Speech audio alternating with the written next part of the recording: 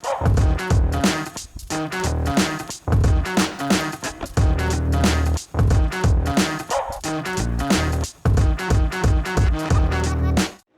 welcome back, or welcome to our channel.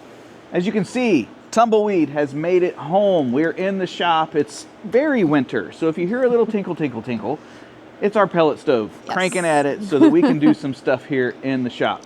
As we mentioned in Tumbleweed's introductory video, we've got some upgrades and some things that we need to also tackle from a maintenance perspective. We did buy a used RV, which comes with some things that just need a little bit of love.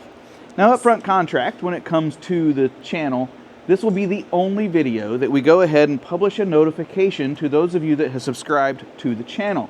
If you want to follow along with the RV upgrades and things like that, we'd love it. We'd love to have you along for that ride. We're going to dedicate a special playlist to it, and I will link that playlist down in the description. Check in on it from time to time. We'll just upload those videos whenever we do some work on it. We really just felt like it's a little bit different from most of the content that we share from our travels and visits of national parks and things like that, and it just didn't meet. So anyway, if you've come thinking this is that, well, it's not. And we won't bother you with it again. But if you're here for some of the RV stuff we're going to be tackling, and I will put a list over here of the things that we're going to catch in this video, well, let's get her going. The first thing we're going to tackle are the headlights. For as old as this vehicle was, we thought they would be better than they actually are. The pattern and range were good. They were just dim. You really couldn't see very well. We looked for aftermarket lenses and options. There are none. So we went out and bought the brightest halogen bulbs that we could find, and we're gonna put those in and hopefully we do better. Hang on, keyboard warriors. Alana and I know we have built enough vehicles and been in enough automotive type of communities that the moment we say we got the brightest bulbs we could find, and they're these Sylvania type of bulbs, you went to war with your keyboard thinking, there are globes, there are new houses, you can do a halogen conversion. I know, we know. Headlights is a trigger topic to many of you. Here's the deal. We're not looking for that much investment. We just want a little brighter. There's really 3 levels when you go to buy new bulbs. This was the top level at the local automotive store, and that's what we're going to try. Now, if you do have some feedback, if you have done an E-Series specific conversion, you've got some content around it, by all means, link it in the comments and tell us what you got. But for us, we're going with this.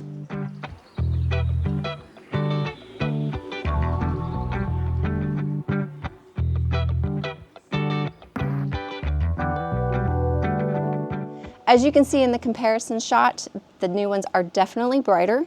As far as them being brighter on the road, time will tell with that one.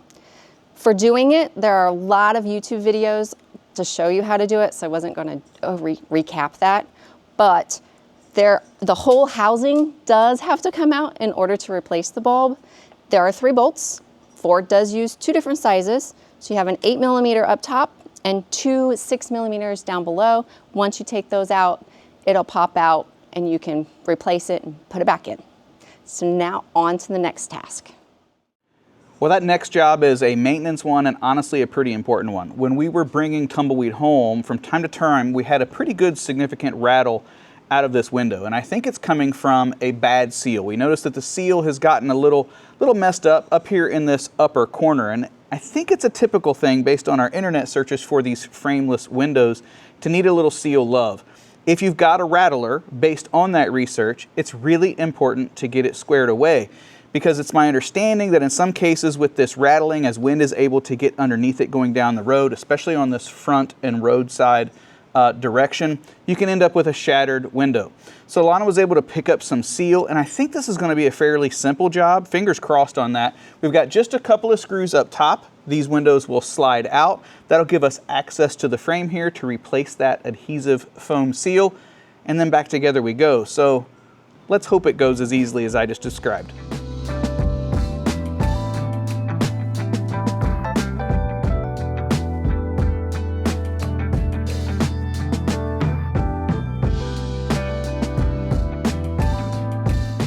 Well, with the window out, you can see this seal is in fact messed up. The adhesive is given up and it's pulled its way in. This was a lot of wind and allowed the rattling.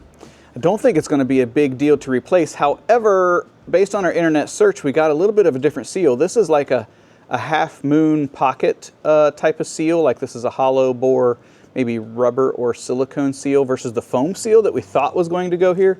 We're going to have to look to see if that's what we got as an improvement or whether it's just wrong. Now, one thing I wasn't prepared for, if I can get the camera down here, is I knew that when we'd slide the window out, the opener would need to come out, but there was a little spacer that you might have seen fall down that was sitting between here. So just be ready for that, or if you've got someone else that can help you. Alana had the camera, so she wasn't able to catch it, but we'll need a little bit of help getting that in. And then if you go to do this, we got a lot of Tucson dust and even some aluminum shavings from the original assembly. So I think this is the first time this has gotten any love. Well, the internet didn't lie, but it was a little bit misleading. So this is the seal that Alana found and purchased, and it's not wrong if we were going to take the whole window, like if we were taking the window out, this is the gasket that goes between, in this case, our slide out or the wall and this back metal frame. But we're just trying to replace this little gasket here. So I've found what I think will be a temporary fix, at least for this particular window, because I'm worried about the shatter, and this is no bueno. Also, we have another service scheduled for another item I'll talk about a little bit later, but it's going to rain when we go to take the RV to service, so I want to stop the rattle, and I want to make sure that we don't have water blowing in here. So plan B until we can find the right gasket. Now, you may have spied, I've got a little bit of painter's tape here and back here, and that's because there's little stretches here where the gasket material comes to a stop, and whether you had the right stuff or the temporary wrong stuff that I'm about to use, I've used the painter's tape to tell me where to start and stop my new gasket here to make sure that I maintain these little drains or weep channels, I believe is what they call them. So you could do a lot. You could use a wax pen or something, maybe even like a silver pen or Sharpie, but I just stuck a little painter's tape on there. So now to the temporary gasket. This is my temporary fix. This you could pick up at Lowe's or Home Depot. I had this in the shop. I'm not sure what I was going to think about use it for, but anyway, it's here doing nothing. Now I don't plan to use. You'll see it actually comes in a 2-wide seal here, and I think what I can do is just split this out into one D shape and use this temporarily. Unless it's really good, it could become my permanent fix. Sometimes temporary things have a way of becoming permanent. But anyway, this is what I'm going to attempt to use for now.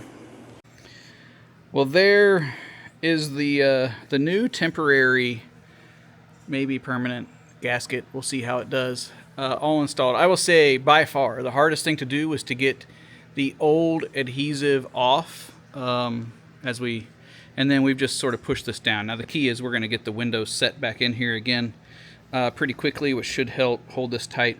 As far as it being white, I know it looks a little hideous now, but the window itself has a black trim that will cover all of it, so I don't think you're going to see it at all, even from the inside. So, we'll see if this bothers us or if it doesn't work. But let's get the window back in.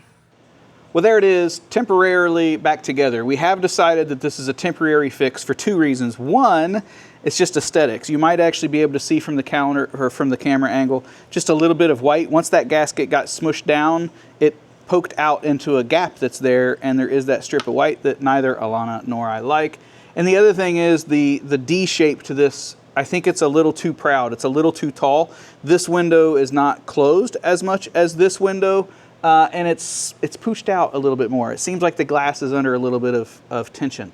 Nonetheless, it's at least going to be dry for us to get it to its service appointment earlier in the week. So temporary, check.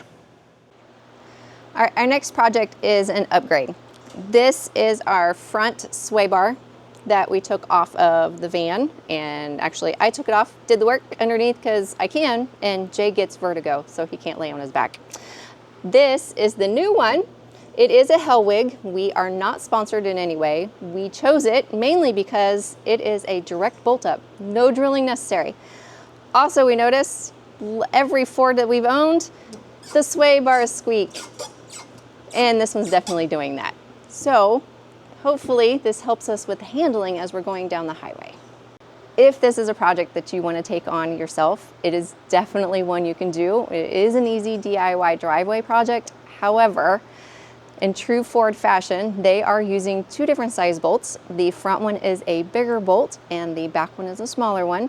And the bigger bolt did have a lot of blue Loctite on it, and our impact does put out a lot of foot-pounds of torque, and it did not cut it. We had to go to a ratchet and socket with a pipe on it to get the proper leverage in order to get it to move. It did come out, but it took a lot of effort. We decided to tackle the rear sway bar as well, and as you can see looking at the factory Ford one versus the new Hellwig one, the Hellwig is definitely beefier than the stock version. Not only that, the end links that come with the Hellwig are a heavy duty version compared to the stock ones. This is also an easy DIY driveway one. There is no drilling with the Hellwig version as well. And between the front sway bar and the rear sway bar that we're putting on, we are hoping that Tumbleweed can handle the crosswinds much better than it did on our way home with the factory ones. Well, I couldn't stand to watch Alana work, especially doing the more difficult and absolutely more dirty job. So while she's tackling the anti-sway bars underneath the RV, I've come inside to try to work on the next project, and I've actually already begun. We want to swap out our thermostat from the sweeper dials type to a digital type of thermostat. There's a couple of reasons for that. There was nothing wrong with this. However, we have noticed that we like a different temperature when we sleep from when we're up during the day. And this slider type, we can never seem to get it exactly right. We also have found with these type of thermostats in RVs from our former lives that they have a really large hysteresis. If you're not familiar with that term, it's the number of degrees or the temperature in which it will kick on the air or on the heat from the set point. So for example, if you have a 4-degree hysteresis and you've set it to 74 degrees, and in heat mode, it may get all the way down to 71 or 70 before the temperature comes on, or the heater will come on to run it back up to the set point of 74 or 75 degrees, depending on what the on and off times are. These digital thermostats we have found often have a much tighter hysteresis, but also not so tight that it overcycles your air conditioning or your heat so much. It wasn't actually advertised on this what the hysteresis was, so whether that's going to be a good call or not, we're not sure. That being said, we do know that by having it be a digital number when we want to go to bed and set it to 66 degrees or 67 or whatever we want to, compared to when we want it at 70 degrees when we're awake, this will be a much easier task. Now, this was supposed to be a plug-and-play thermostat. It came with little connectors that were supposed to just right away plug in there. As I've taken this off to sort of see what I'm taking on, I realize that they have used these Wago type of connectors and not these. So I've gone ahead and cut these off. Beyond that though, I think this is going to be a pretty simple thing of matching up color for color and swapping it in here with a new plate. So let this be another one that goes like I said, and let's get going.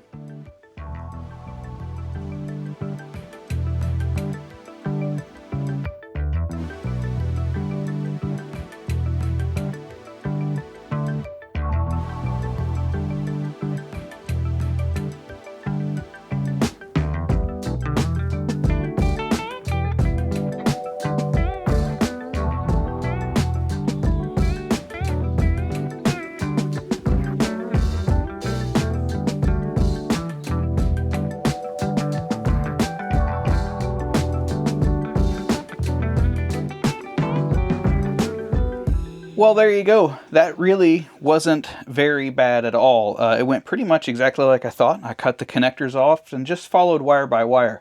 The only exception is there was a white with a gray trace that was included for the thermostat. That's for a heat pump. So if you've got a heater or some system that also has a heat pump in it, this thermostat would control that as well. We don't have that, so I just put a little shrink tube on it and capped it off. And one thing before you get embarked on it, make sure you've turned off all of your power. I had to put the pull the fuse for just the heater and air conditioners on this so that I could leave the lights on and see what I was doing in here, but you need to make sure that you don't have power out here. I'll go ahead and leave a note down in the description, or I will have put it in the bottom here somewhere, exactly what model thermostat we got. However, make sure to do some research because Alana found that the thermostat does need to be specific, or at least she got the indication that the thermostat needs to be specific to the type of heater and air conditioners or the system that you already have. Again, that's why we thought we were going to have one that would use these connectors I had to cut off and be plug and play. The only other feedback I will be curious about when we get back out and camping again is whether that LCD ever goes dark and how much light it actually puts out, because our bed is right here next to that thermostat. So time will tell if that's an issue or if I have to hang a sock from it or something to make it a little darker in here. But so far, I'm pretty pleased with it. I've run it through all of the tests, including a power cycle, and it does appear to have a 1-degree hysteresis. So when I was doing some of my testing, it's currently 60 degrees in here, or it was 59. And I was able to set it and see when the heat came on and came off. For the sake of not giving ourselves carbon monoxide poisoning in the shop, especially while Alana's down there working, I didn't do a huge amount of testing, but so far everything seems to be working great. So with that said, I think we're getting ready to close up this weekend. We have a service set for some new tires. We'll tell you all about that once I can see if Alana needs any help down below. Well, fast forward a week. We have had our new tires installed, and we have also had an alignment performed. Yes. Now, you may be thinking, guys, I thought you only had 22,000 miles on this RV. That seems soon. And you're right. There was actually plenty of tread left on the original tires, but we wanted to replace them for 2 reasons. The first was they're getting close to aging out. Yep. Normally with tires, somewhere around that 5 to 6 years with heavy use, many people will push them longer, but you start to worry about the tire's overall age. And we knew that this had lived in Tucson with a lot of sun and heat. And while we didn't see a tremendous amount of dry rot cracking or anything, they were just getting close to being aged out. Yeah. But we also noticed, and the more significant thing, was that there was some poor tire wear, or some, what would you call abnormal it? Tire abnormal wear. tire wear, Yes. some feathering on the inside. We also noticed that while we were driving it, it felt to me like it couldn't quite decide which front tire was leading the show. Now, it wasn't bad. It drove pretty well, but just every once in a while there was a shift in the wheel, and it felt a little loosey-goosey to me. And in reading some of the forums and information that's out there on the internet, we saw that many of these RVs don't have a good alignment directly from the manufacturer. And there's some good reasons for that I think every RV owner should know, especially if you're a new RV owner. Yes. If you are getting a Class C or a Class A, many of these builds are built on a bus or van type of chassis. They are aligned from the factory where they are built. Well, Ford, when this left their factory, it had likely a good alignment, but then it goes to get 10,000 pounds added to it and a full build out. Yes. And particularly with these type of vehicles that have a twin beam front suspension, if you can imagine, it's an X, and it works like this. As you load it down, the geometry of that X changes. And I don't want to nerd out too much here, but the bottom line is you really need to have an alignment done after it's built. Yes. But it's our understanding almost no manufacturer does that. No. And in fact, if you want to facilitate or do a little inspection, you'll notice that very, very few RV dealerships and repair places do that type of work. Yes. In our case, we had to go back to a commercial or heavy truck Ford dealership to have that alignment done. Yep. And our alignment was out somewhat significantly, specifically with the toe. Yep. And if you know something about alignments, that driving characteristic that I talked about is almost directly indicative of that and the feathering wear that we had on our tires. Yes. Now, when it comes to those tires, we chose the Goodyear Wrangler Workhorse tire, and that's sort of a hybrid all-terrain tire. We've talked a lot about the fact that we know we're not going to do the same level of overlanding with Tumbleweed here, the RV, that we have done with Wilma, our truck. That said, we do foresee lots of gravel roads, forestry roads, and dirt roads where we like the idea of a little heavier duty protection against some of the sharp rocks, particularly out west, and some of those potholes and washboarding that you get. We had anticipated looking at some other tire brands, but ultimately we went with this one because the dealership that was doing the work said, I've got to tell you, what you described, we have a really good track record of these tires performing well. Yes. Now, the other thing that we wanted to accomplish with this is we need a spare. This RV from the manufacturer did not come with a spare wheel or tire. So it was a set of 7 for us. We did the duals in the rear, the 2 up front, plus an extra spare. Luckily, with the Ford E-Series, this 450, it's the same wheel offset for the duals in the rear, so one spare tire does suit everything. Yep. It's entirely likely that we need a larger truck or some assistance with a tire change, even though I will carry the tools. But having a tire ready to go is a little bit of security that I am more than willing to find a space for. We'll be doing that in a future video. Yeah. Now, because we went out for this service, and I know I'm getting long-winded here, we were able to test other things. So, road feedback. We left very early in the morning, and the lights, in fact, are significantly better. I don't know that they're exactly where I would like them yet to be, particularly with the ability to look sort of off in the ditch lines and some blind spots behind the pillars. So we may look for some additional fog lights or something to add in the future. But as far as road visibility, I would say it's a 40 to 50% improvement. It was much better. Yeah, from the factory. The temporary seal on the window also held up. Yep. And the more important update that I think we have to say is these anti-sway bars that Alana worked so hard on underneath here are a night and day difference. Both before we had the alignment, still with the weird hunting, it was present, but what I noticed is that when we were driving past another semi or something large, or if they were passing us, that wind previously would push the vehicle over, and again, the suspension changes, and it was a lot to handle, if I'm honest. If when we were open air going down, when we were open air going down the interstate, it was fine. Yes. But in wind, crosswind, or when we were dealing with semis, there was some moments that it required some focus. I don't want to act like it was difficult to drive, but it wasn't like our truck. No. I'll say that. The anti-sway bars really kept us very stable. In fact, I had just a soft push from the wind. Yeah. It didn't get any erratic in any way. The cornering, our entrance ramp that we got on for the highway to go for our service, is a nice swooping S curve, and I'm not gonna lie to you, I ripped it. It was pretty stable. And I got with it to do some testing. So we're really excited about that change. I think it was a huge improvement.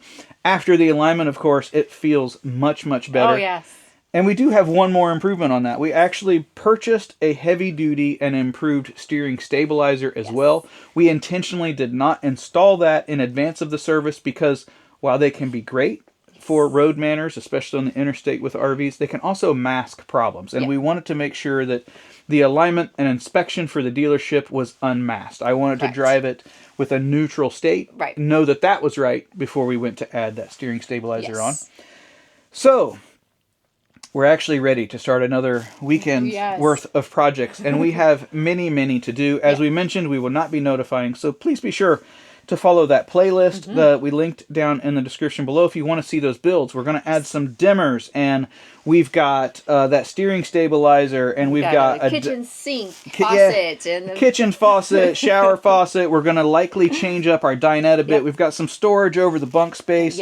We've got a few other maintenance items that we need to tackle as well. There's just a lot to do over this winter. So hopefully we'll see you in that next video, and you got something out of this one. Thanks. Bye. Bye-bye.